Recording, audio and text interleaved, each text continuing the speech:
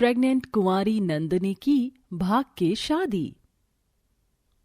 संजना, मैंने हमेशा आंख बंद करके तुम पर भरोसा किया था और तुमने मुझे ये सिला दिया। एक झटके में सबका भरोसा तोड़कर रख दिया। बारात दरवाजे पर आ चुकी है और तुम अभी चुप हो। संजना, तुमने कभी सोचा है तुम्हारी इस हरकत के चलते पूरे परिवार को कितनी शर्मिंदगी उठानी पड़ेगी? भाभी, अगर आप ये सोच रही हैं कि आपकी बातों को सोचकर मैं गिल्टी फील करूंगी, तो मैं आपको बता देना चाहती हूँ, आई एम नॉट गिल्टी। अपनी कुंवारी नंद के घमंड दिखाने पर जानवी गुस्से में खींचकर थप्पड़ मार देती है। क्यों जानवी अपनी कुंवारी नंद पर उसकी शादी वाले दिन इतना गुस्सा कर रही है? इस राज का पर्दाफाश कहानी के पिछले भाग में होगा। भाई और भाभी साथ में कितने सुंदर लग रहे हैं। हाउ स्वीट ना यार। वैसे विराट, तुम अभी से ही देखकर ट्रेनिंग ले लो, क्योंकि जब हमारी वरमाला होगी ना, तो तुम्हें भी ऐसे ही झुकना पड़ेगा। हाँ, क्यों नहीं बेबी, तुम्हारे लिए तो मैं सरे बाजार भी झुकने को रेडी हूँ। तुम हो ही माल, मतलब मेरा कमाल। रहने दो, ज्यादा मक्खन मत लगाओ। अभी तक तुमने अपनी मम्मी से तो हमारे बारे में बात नहीं की है, फट्टू कहीं के। अरे संजना, तू नीचे क्या कर रही है? यहाँ स्टेज पर फैमिली फोटो चल रही है, आजा जल्दी। आई मम्मी। Okay Virat, I call you later, bye, love you. सब लोग दूल्हा दुल्हन के साथ फोटो खिंचवाते हैं और खाना पीना खाते हैं, जिसके बाद जानवी ससुराल आ जाती है, जहाँ सुषमा गृह प्रवेश करवाती है। आओ बहू, आओ, तुम्हारा अपने नए घर में स्वागत है। और बहू, तुम्हें सर पर घूंघट लेने की कोई जरूरत नहीं है। जैसे हमारे लिए हमारी संजना है, वैसे ही तुम हो। अब तो घर की मुर्गी दाल बराबर है। अब तो सब लोग भाभी को प्यार करेंगे। मैं तो भाड़ भी गई। अरे मेरी प्यारी दुलारी ननद, कोई तुम्हें दुलार ना करे, तुम्हारी भाभी तुम्हें बहुत प्यार करेगी, क्योंकि तुम मेरी इकलौती ननद जो हो। ओहो भाभी, इतना प्यार, अब तो झप्पी पाना बनता है। ऐसा बोलकर संजना अपनी भाभी के गले लग जाती है। संजना बहुत ही खुश मिजाज चुलबुली लड़की थी, जिसके अंदर जरा सा भी घमंड नहीं था। वहीं जानवी साफ दिल की थी। देखते ही देखते जानवी की शादी को 1 सप्ताह हो जाता है, फिर 1 रात। शुक्र है आज तो रात के बर्तन रात को धो लिए, सुबह उठकर आराम से नाश्ता बना लूंगी। थकान के मिजाज में जानवी कमरे में जा रही होती है, तभी वह अपनी कुंवारी नंद को बालकनी में देखती है, जहां बाहर एक हैंडसम सा गोरा चिट्टा लड़का खड़ा था। विराट, इससे पहले कोई तुम्हें देख ले, चली जाओ। ओ मैडम, बंदा इतनी दूर से तुमसे मिलने आया है और तुम भगा रही हो। आशिकों की तो कोई वैल्यू ही नहीं है। नीचे आकर एक छोटा सा रिचार्ज तो कर दो, मेरी chicken lollipop. You naughty boy, मैं नीचे नहीं आ सकती। कोई बात नहीं, फ्लाइंग किस तो दे दो, काम चला लूंगा। ओके फाइन, ये लो। अपनी कुंवारी नंद को फ्लाइंग किस देते देखकर भाभी भड़कते हुए कमरे में आती है। संजना, वो लड़का कौन था? सच सच बताओ। भाभी, वो तो बस कैजुअल फ्रेंड था, बस। डर के मारे अपनी कुंवारी ननद को थर थर कांपते देखकर जानवी प्यार से पूछती है। संजना, एक पल के लिए भूल जाओ कि हम दोनों के बीच में नंद भाभी का रिश्ता है। तुम मुझे अपनी सहेली समझ सकती हो। अब बताओ, क्या तुम मुझसे प्यार करती हो? जी हाँ भाभी, विराट नाम है। वो कुछ दिनों में अपनी फैमिली से बात करने वाला है। तब तक आप मम्मी डैडी भैया को मत बताना प्लीज। ठीक है, नहीं बताते, लेकिन संजना, जब तक शादी नहीं होती तुम दोनों दायरे मत लांघना। जी भाभी। संजना अपनी भाभी के समझाई बुझाई बातों को एक कान से सुन के दूसरे कान से निकाल देती है और झूठ बोलकर विराट से मिलती जुलती है। फिर एक दिन कॉल पर बात करते। संजना, तुम्हें याद तो है ना, कल मेरा जन्मदिन है? हाँ याद है। बताओ, क्या सरप्राइज चाहिए मुझसे? बस मैंने अपने फार्म हाउस पर एक छोटी सी पार्टी रखी है, तुम बस आ जाना। अगले दिन संजना सज संवर कर विराट का बर्थडे मनाने जाती है।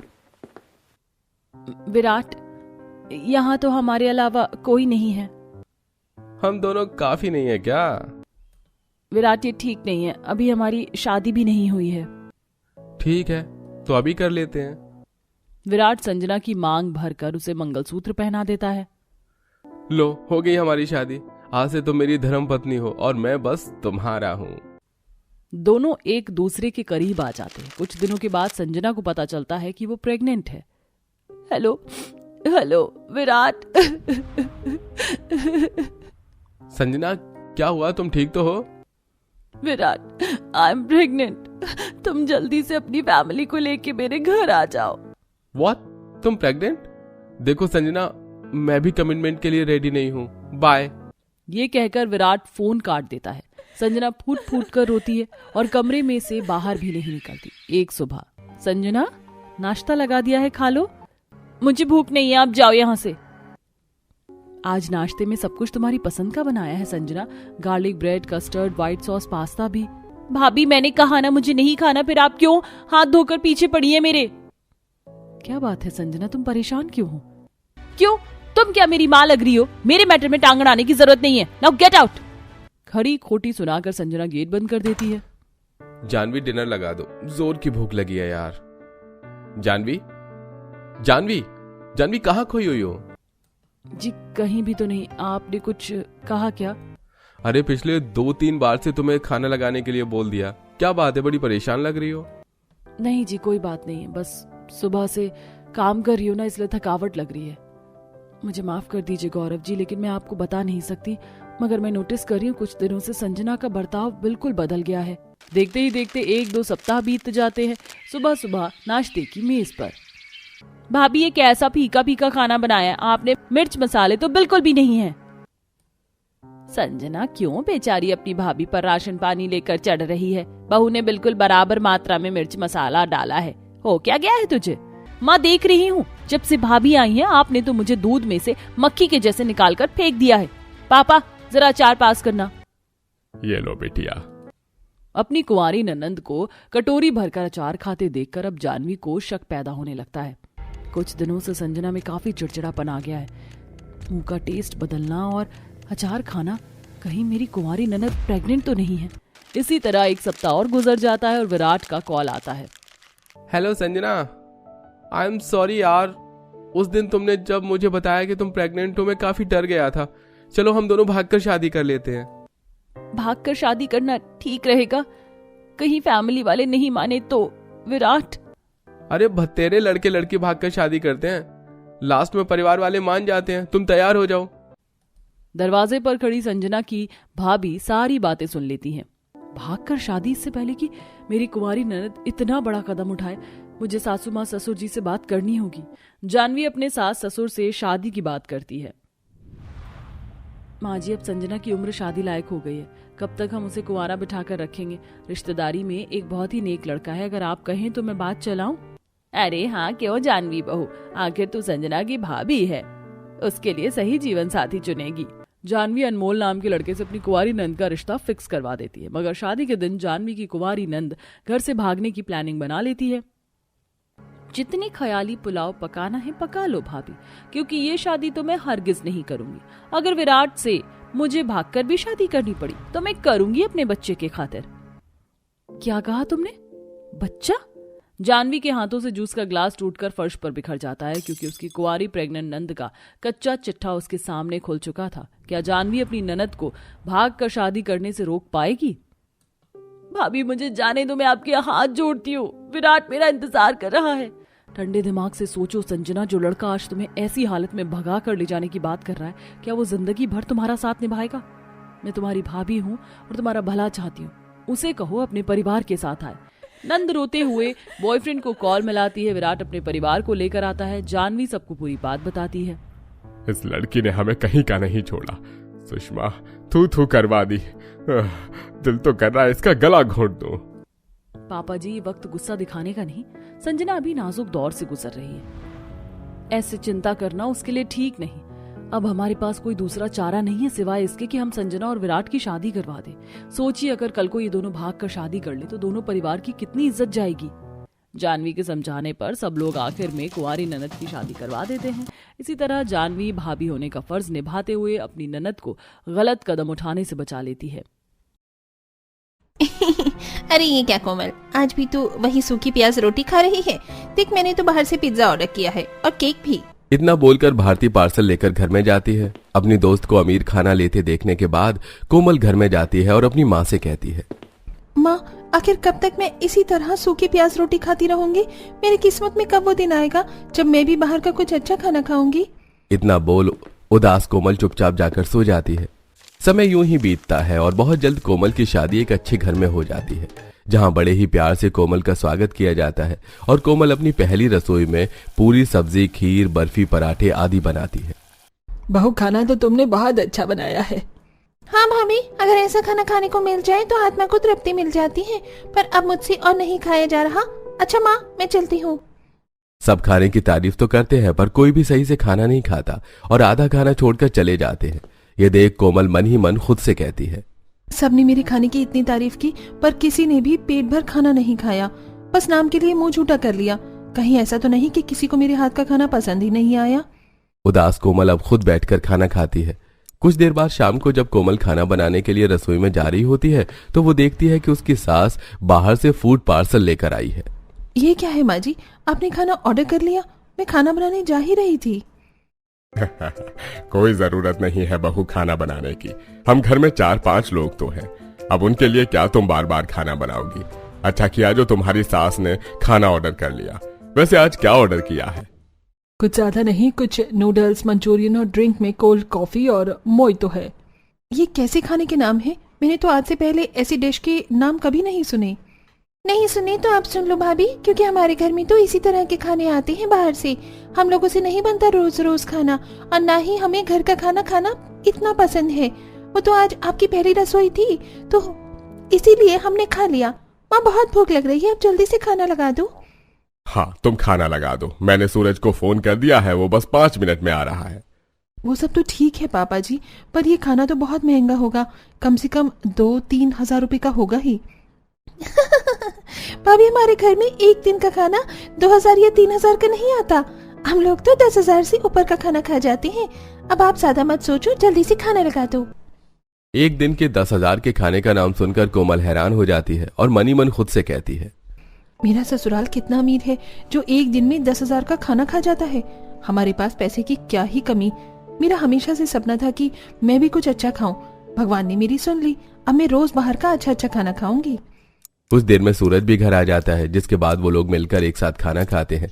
इसी तरह 2 दिन बीत जाते हैं और एक दिन जब रसोई में कोमल चाय बना रही होती है तो उसके पास उसकी नंद सुमन आती है और अपनी भाभी को इटालियन फूड दिखाते हुए कहती है, भाभी जल्दी से बताओ आज लंच में क्या ऑर्डर करूं? ये कैसी डिश का नाम है? तिरामिसू? मुझे तो पढ़ना भी नहीं आ रहा, पर जो अच्छा लग रहा है देखने में वो ऑर्डर कर दो। ठीक है भाभी, आप मुझे बता दो आपको क्या देखने में अच्छा लग रहा है, मैं वही ऑर्डर कर देती हूँ। पर सुमन, ये सब तो बहुत महंगे हैं, ये सब तो 5,000 का आ जाएगा। तो क्या हुआ भाभी, भूल गई क्या? आप आपके ससुराल वाले एक दिन में 10,000 से ऊपर का खाना खा लेते हैं। इतना बोलकर सुमन कुछ इटालियन फूड ऑर्डर कर देती है। एक बार फिर पूरा परिवार दोपहर का लंच एक साथ करता है और एक बार में 5,000 का खाना खा जाते हैं।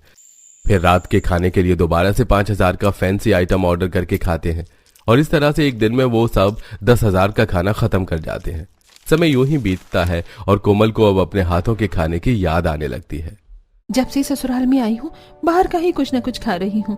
एक काम करती हूँ, आज घर पर ही कुछ बना लेती हूँ और घर वालों से कह दूंगी कि एक दिन घर का कुछ खा ले। इतना बोलकर कोमल जैसे ही खाना बनाने लगती है वो देखती है कि बाहर से शोर आ रहा है। बाहर से आ रही आवाज सुनकर अब जब कोमल बाहर जाती है तो देखती है कि डाइनिंग टेबल पर खाना लगा हुआ है। अरे आओ आओ कोमल, देखो आज माँ ने और सुमन ने डाइनिंग टेबल पर खाना लगा दिया, चलो बैठकर खाना खाते हैं। पर बाहर से खाना लाने की क्या जरूरत थी? मैं सोच रही थी कि आज घर में ही कुछ खाना बना लेते हैं। अरे छोड़ो ना कोमल, क्या घर में खाना बनाना, राशन रखा है, कभी बाहर का मन ना किया है खाने का तो घर में बना लेंगे। अभी जो है वो खाते हैं। आज हमने 10,000 का एक साथ खाना मंगा लिया है, लंच के बाद डिनर में भी यही खा लेंगे। क्योंकि घर वालों को बाहर का खाना पसंद था इसलिए बेचारी कोमल खाना नहीं बनाती और मन मानकर बाहर का खाना खाती है। जो कोमल बाहर का खाना देखकर काफी ज्यादा खुश थी, अब वो रोज रोज बाहर का खाना खाकर परेशान हो जाती है। ऐसे ही एक दिन, माँ जी बहुत दिनों से कुछ घर का नहीं खाया, क्या आज मैं सादा खाना बना लूं? बहू अगर तेरा इतना ही मन है तो ठीक है, मैं सूरज को कह दूंगी कि आज वो खाने में बाहर से कुछ ना लाए। अपनी सास की यह बात सुनकर कोमल को बहुत अच्छा लगता है और वो रसोई में जाकर दाल चावल, रोटी, सब्जी, पकौड़े, पापड़ आदि बनाती है और डाइनिंग टेबल पर खाना लगाती है। अब जैसे ही पूरा परिवार डाइनिंग टेबल पर घर का खाना देखता है तो उन सब का मुंह बन जाता है और तभी सुरेश पूरे परिवार से कहता है, मेरे तो गले से नीचे ही नहीं उतर रहा ये खाना। एक काम करते हैं, आज हम सब बाहर होटल में जाकर साउथ कोरियन डिश खाते हैं। वैसे भी काफी दिन हो गए बाहर होटल में खाना खाए हुए। पर पापा जी, घर में इतना सारा खाना बना है, इसका क्या होगा? छोड़ो ना भाभी, ये खाना हम सुबह खा लेंगे या फेंक देंगे। अभी होटल ही चलते हैं। अब पूरा परिवार एक साथ कोरियन रेस्टोरेंट में जाते हैं, जहां वो लोग रामियन, तोमोक्के, गिम्बाब जैसे डिश ऑर्डर करते हैं। गिम्बाब खाने का तो मजा ही कुछ और है। मुझे तो ये रामियन सबसे ज्यादा पसंद आया है। इस तरह पूरा परिवार खाने को एंजॉय करता है और 10,000 का बिल भरकर होटल से बाहर निकलते हैं, जहां कोमल की नजर होटल के बाहर कुछ गरीब बच्चों पर पड़ती है जो खाने के लिए तरस रहे थे। ये देख कोमल मन ही मन खुद से कहती है, शादी से पहले मैं भी अच्छे खाने के लिए ऐसे ही तरसती थी और आज अपने घर का साधारण खाना खाने के लिए तरस रही हूँ। एक इन्हें देखो, कैसे घर का खाना बर्बाद करके बाहर 10,000 का खाना खा लिया। इतना बोलकर कोमल घर आती है। समय यूं ही बीतता है और एक दिन सूरज परेशान घर आता है। क्या हुआ सूरज, आज बाहर का खाना खाने का तुम्हारा मन नहीं है? कुछ मंगवाया भी नहीं और तुम यहाँ रूम में आ गए। सब ठीक तो है? कुछ ठीक नहीं है कोमल, मैंने शेयर मार्केट में 10 लाख रुपए लगाए थे और वो सारे डूब गए। मैं तो कर्ज में आ गया हूँ यार। अरे सूरज, ये क्या, आज तो सीधा कमरे में आ गया, खाना नहीं मंगवाया। माँ, आज घर का खाना कुछ खा लेते हैं ना। कभी कभी कोमल की भी बात मान लेनी चाहिए हमें। क्यों घर का खाना खा लेते हैं? तेरे पास पैसे नहीं है क्या? तू साल का 20 लाख कमाता है और जिसका बेटा साल के 20 लाख कमाई करता है उनके घर में भी भला पैसे की क्या कमी? हमें तो बाहर का ही खाना खाना है। शांति सूरज की एक नहीं सुनती, जिसके बाद सूरज अपने क्रेडिट कार्ड निकालकर खाना ऑर्डर करवाता है। इसी तरह वो जब भी घर वाले बाहर खाने की जिद करते, सूरज क्रेडिट कार्ड से उन्हें बाहर का खाना खिला देता, जिस वजह से क्रेडिट कार्ड का बिल लाखों में पहुंच जाता है और बिल न चुका पाने की वजह से एक दिन क्रेडिट कार्ड वाला घर आ जाता है। क्यों जी, क्रेडिट कार्ड का बिल भरने के लिए जेब में पैसे नहीं है और एक दिन में 10,000 का खाना खाने के लिए पैसे हैं? बड़े ही बेशरम लोग हैं आप। पिछले 3 महीना से क्रेडिट कार्ड का बिल नहीं भरा और आप रोज 10,000 का खाना खा रहे हैं। और खाओ 10,000 का खाना एक दिन में। कर्ज लेकर भला कोई अपने खाने के शौक पूरे करता है? कितने ही बेशरम लोग हैं। बेटा महीने का 20 लाख कमाता है, ये बोलकर हम लोगों को कितना शो ऑफ करती थी। असलियत तो अब नजर आ रही है। भैया जी, घर की परिस्थितियां कुछ ऐसी हैं कि नहीं दे पाए। आप मुझे 5 दिन का समय दीजिए, मैं आपका बिल चुका दूंगी। कोमल क्रेडिट कार्ड वाले से कुछ दिन का समय ले लेती है, पर यह सब देखकर शांति और उसके पूरे परिवार का सिर शर्म से झुक जाता है। अब सूरज अंदर जाता है और सारी बात अपने घर वालों को बताता है। बेटा, अगर तूने हमें पहले बताया होता तो हम तेरा साथ देते। बहू तो बिल्कुल सही थी, हमें फिजूल खर्ची नहीं करनी चाहिए थी। आज हमें अपनी गलती का एहसास हो रहा है। कोई बात नहीं माँ जी, भगवान जो करता है अच्छे के लिए ही करता है। अब हम घर का खाना खाएंगे, घर का राशन बर्बाद नहीं होने देंगे। और रही क्रेडिट कार्ड के बिल की बात, मैं अपने गहने बेचकर वो बिल चुका दूंगी। उस दिन कोमल की ससुराल वालों को घर के अनाज की कदर होती है, साथ में पैसों की भी, जिसके बाद वो लोग एक दिन का 10,000 का खाना न खाकर घर में खुद खाना बनाकर खाते हैं और कोमल अपने गहने बेचकर क्रेडिट कार्ड का बिल चुकाती है और एक बार फिर कुछ पैसे जोड़कर धीरे धीरे सूरज अपने सारे कर्ज चुकाता है और इस तरह उनकी जिंदगी फिर से लाइन पर आती है।